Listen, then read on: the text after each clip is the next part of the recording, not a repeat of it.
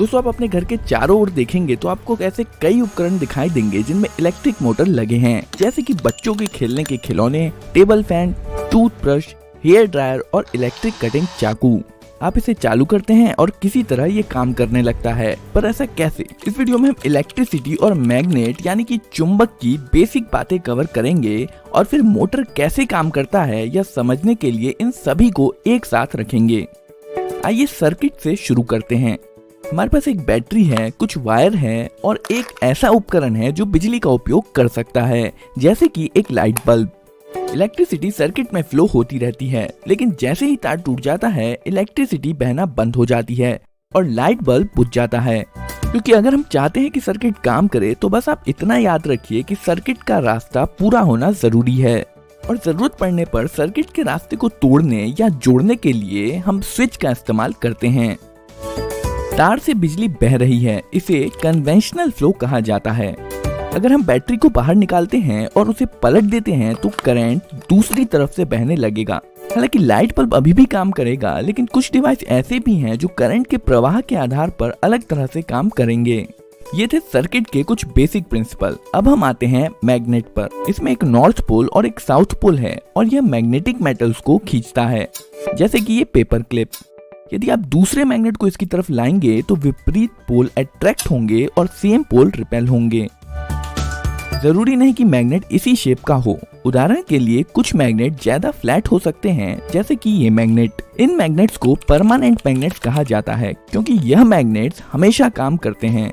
आप इन्हें बंद या चालू नहीं कर सकते। यह कई छोटे छोटे मैग्नेटिक डोमेन से बना होता है जो एक ही दिशा में रहते हैं, लेकिन आगे हम ऐसा मैग्नेट भी देखेंगे जिसमें हमेशा ऐसा नहीं होता है।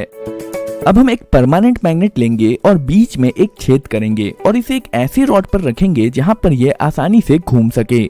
इसके साइड में एक दूसरा मैग्नेट लाने पर हम देखेंगे कि रॉड पर रखा मैग्नेट तुरंत घूमना शुरू कर देगा जब तक कि दोनों मैग्नेट्स के विपरीत पोल आमने सामने नहीं आ जाते हैं। अब अगर साइड वाले मैग्नेट को उलट दें तो सेम पोल आमने सामने आ जाएंगे और एक दूसरे को रिपेल करेंगे और विपरीत पोल एक दूसरे को अट्रैक्ट करेंगे। अब अगर हम साइड मैग्नेट को बार बार उल्टा करते रहेंगे तो हमारा घूमने वाला मैग्नेट घूमता रहेगा। अभी के लिए बस ये घूमने वाला कॉन्सेप्ट याद रखिए, हम इस पर जल्द ही वापस आएंगे। यहाँ पर एक मेटेलिक बोल्ट है जो मैग्नेट नहीं है। असल में यह मैग्नेटिक डोमेन से तो बना है, लेकिन इसके मैग्नेटिक डोमेन विभिन्न दिशाओं में है।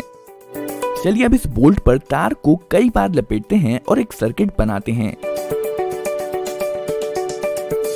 तारों के माध्यम से बहने वाला करंट मैग्नेटिक डोमेन्स को लाइन अप कर देता है। इसका मतलब है कि हमने अभी अभी एक मैग्नेट, या ज्यादा स्पष्ट तरीके से कहें तो एक इलेक्ट्रोमैग्नेट बनाया है। यह वैसे ही काम करता है जैसे कि एक परमानेंट मैग्नेट।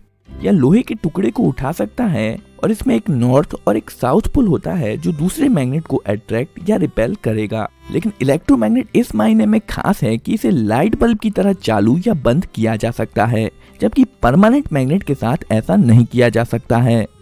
अब अगर हम बैटरी को पलट दें तो इलेक्ट्रिक करंट जो पहले इस तरफ से बह रहा था वो दूसरी तरफ से बहने लगेगा। इससे मैग्नेट के पोल्स बदल जाएंगे, नॉर्थ साउथ हो जाएगा और साउथ नॉर्थ हो जाएगा। इसे इलेक्ट्रोमैग्नेट की पोलैरिटी का बदलना कहते हैं। पर ऐसा करने का ज्यादा आसान तरीका बैटरी को पलटने की बजाय केवल तारों को पलटना है।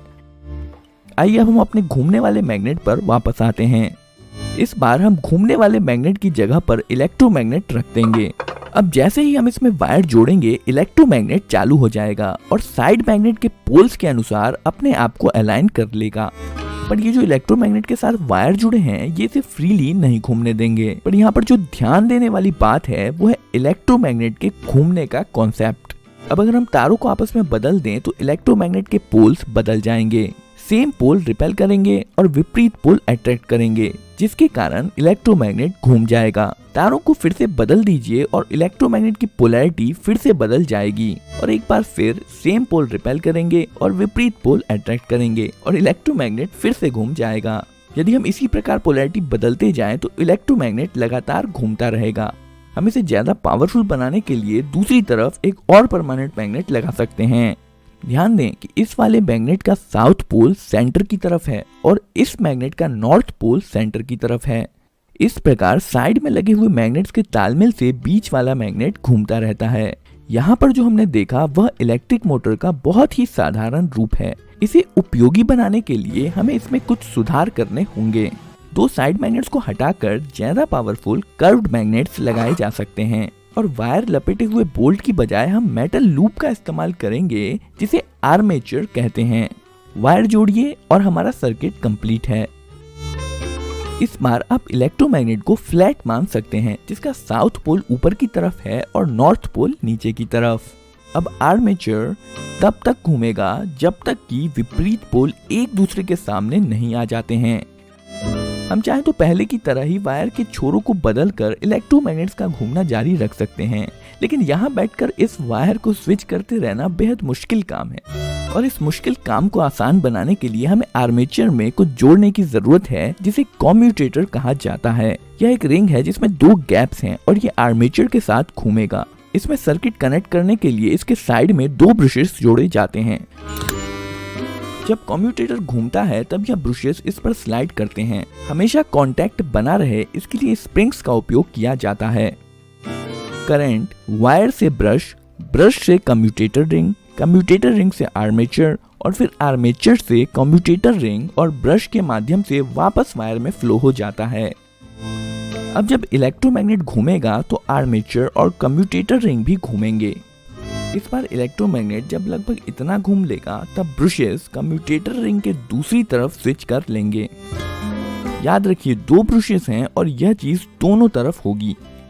कॉन्टैक्ट स्विच होने से पहले करंट इस तरह से फ्लो हो रहा था, पर जब ब्रशेस साइड स्विच कर लेंगे तब करंट इस तरह से फ्लो होने लगेगा और जब करंट की डायरेक्शन बदल जाएगी तो इलेक्ट्रोमैग्नेट की पोलैरिटी भी बदल जाएगी और आर्मेचर घूमता रहेगा। असल में कम्यूटेटर रिंग यहाँ पर वही काम कर रहा है जो पहले हम वायर बदल कर रहे थे, पर इस बार यह सब कुछ अपने आप ही कर ले रहा है। जब तक यह बैटरी से जुड़ा हुआ है तब तक यह इसी प्रकार घूमता रहेगा। बैटरी डिस्कनेक्ट कर देने पर इलेक्ट्रोमैग्नेट भी नहीं रहेगा और घूमना भी बंद हो जाएगा। अभी तक हमने आर्मेचर पर बस एक लूप का इस्तेमाल किया है। इसमें मोटर की स्पीड इरेगुलर होती है और इसके अलावा जब ब्रशेस कम्यूटेटर रिंग के टुकड़ों के बीचों बीच होगा तब इस स्थिति में मोटर रुक भी सकता है। इस मुसीबत से बचने के लिए यहाँ पर हम कम्यूटेटर रिंग को और दो भागों में बांटकर और एक लूप जोड़ सकते हैं। शुरुआत में ब्रशेस इन दो कम्यूटेटर के टुकड़ों के कांटेक्ट में होते हैं जो इस इलेक्ट्रोमैग्नेट को ऑन कर देते हैं, जिसके कारण यह घूमना शुरू कर देता है।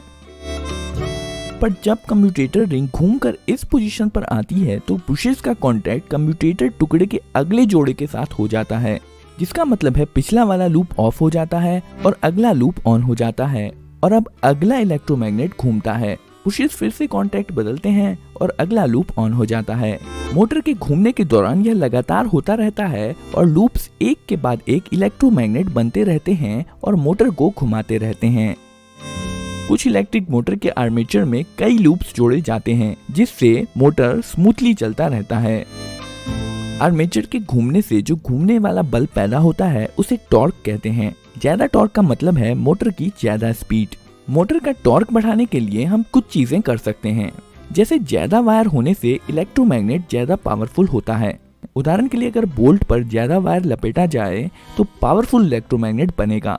आर्मेचर लूप्स भी बहुत सारे वायर से बने होते हैं, जिसका मतलब है मोटर में ज्यादा पावरफुल इलेक्ट्रोमैग्नेट होगा और मोटर भी ज्यादा स्पीड से घूमेगा। यही कारण है कि अगर आप किसी असली मोटर को खोलकर देखेंगे तो पाएंगे कि उसमें बहुत सारा वायर लपेटा हुआ होता है।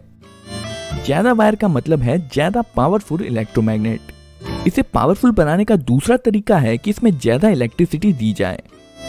आइए हम मोटर से संबंधित और भी कुछ नाम देख लेते हैं। यहाँ पर जो पार्ट्स नहीं घूम रहा है उसे स्टेटर कहते हैं, जो कि इस केस में साइड में लगे दो परमानेंट मैग्नेट्स हैं। ये स्टेटर एक मोटर केस के अंदर फिट होता है और बीच में जो आर्मेचर है उसे रोटर भी कहते हैं। यही वो पार्ट है जो घूमता है। मोटर के बीचों बीच एक शाफ्ट लगा होता है जो मोटर के पीछे से बाहर आता है। इस वीडियो में आपने जो मोटर देखा है वह एक डीसी मोटर है कार का हो, लेकिन अधिकांश तरह के मोटर्स रोटेटिंग मोशन बनाते हैं जिसे बाद में उपयोग अनुसार अलग अलग मोशन में बदल दिया जाता है। तो ये वीडियो आपको कैसी लगी कमेंट करके जरूर बताइए और वीडियो को लाइक, चैनल को सब्सक्राइब जरूर कर दीजिए।